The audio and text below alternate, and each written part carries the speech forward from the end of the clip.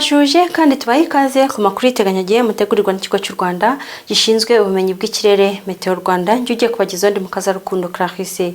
Tugiye gutangira tubagezaho ibyaranze ikirere cy'uyu munsi, iteganyagihe ry'amasaha n'ijoro, iry'umunsi w'ejo ndetse n'iry'iminsi 5 iri imbere duhereye ku munsi w'ejo. Uyu munsi tariki 26 Ugushyingo mu kirere cy'u Rwanda haguye imvura mu masaha ya mu gitondo mu ntara y'Amajyaruguru mu karere kaho ka Musanze, mu burengerazuba mu karere kaho ka Rubavu, andi hasigaye haranzwe n'ibicu byari byiganje byaje gutanga imvura yumvikanamo inkuba mu turere twose tw'igihugu cyacu, ahenshi mu masaha yo ku gicamunsi. Mu masaha rero ya nijoro hakaba hateganyijwe imvura yumvikanamo inkuba mu turere twose tw'igihugu. Ku munsi w'ejo hakaba hateganyijwe umuyaga uringaniye ushyira kuba mwinshi. Uyu muyaga uzaba ufite umuvuduko uri hagati ya metero 4 ndetse na metero 8 ku isegonda.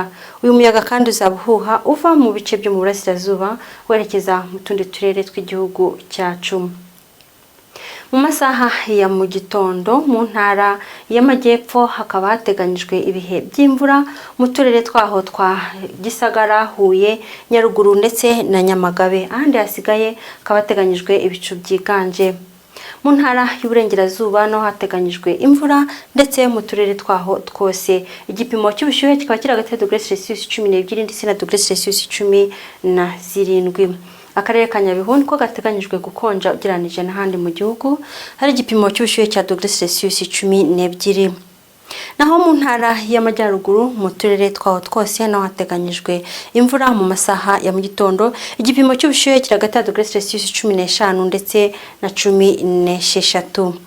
Mu bice byo mu burasirazuba bw'igihugu cyacu ho hateganyijwe ibihe by'umucyo. Byumvikane ko nta mvura hateganyijwe mu masaha ya mu gitondo, igipimo cy'ubushyuhe kiri hagati ya -16 ndetse na 18.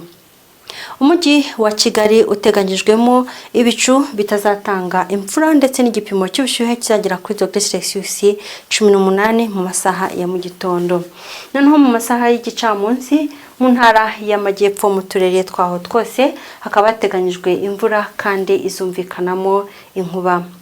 Mu burengerazuba naho hateganyijwe imvura izumvikanamo inkuba ndetse igipimo cy'ubushyuhe kiri hagati ya -22 ndetse na 26. Mu ntara y'Amajyaruguru iteganyijwemo mu turere twaho twose imvura izumvikanamo inkuba, igipimo cy'ubushyuhe kiri hagati ya -23 na 26. Mu burasirazuba bw'igihugu cyacu hateganyijwe imvura izumvikanamo inkuba ndetse akarere ka Nyagatare niko gateganyijwemo igipimo cy'ubushyuhe cyo hejuru ugereranije n'ahandi mu gihugu cya -28.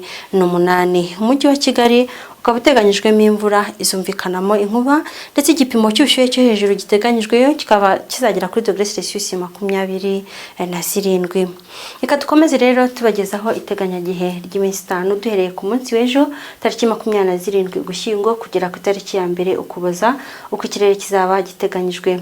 Muri iyi minsi uko ari 5 mu kirere cy'u Rwanda dukomeje guteganya ibihe by'imvura, bikaba biri guterwa nuko dufite isangano ry'imiyaga rituruka mu bice byo mu burengerazuba mu mashyamba ya Kongo ndetse no mu kiyaga cya Victoria, bituma tubona ubuhere bw'umwuka buduha imvura.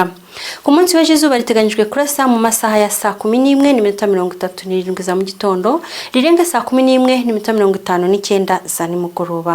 Mwakoze kudukurikira, tubifurije kugira ijoro ryiza.